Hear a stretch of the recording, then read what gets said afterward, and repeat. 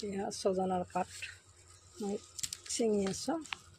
ছজনাৰ পাতৰ পিটিকা বনাম। আৰু ছজনা পাত ছিঙি আনিলোঁ।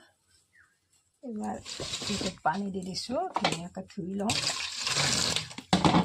আৰু আলু দুটা ভালকৈ ধুই লৈ এইখিনি কুকাৰত বইল দিওঁ আলুৰ সৈতে।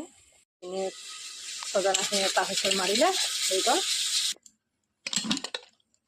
এইখিনি হৈ গৈছে। এয়া এইপিনে মই এইখিনি ওলাই লৈছোঁ। আৰু এইপিনে ইয়াতে নিমখ লৈছোঁ, পিঁয়াজ, আদা আৰু জলকীয়া কাটি লৈছোঁ। আৰু এইখিনি মই দি দিছোঁ। এইখিনি গোটেই লৈ লওঁ। এইবাৰ দি আছোঁ ইয়াতে মিঠাতেল দি দিলোঁ।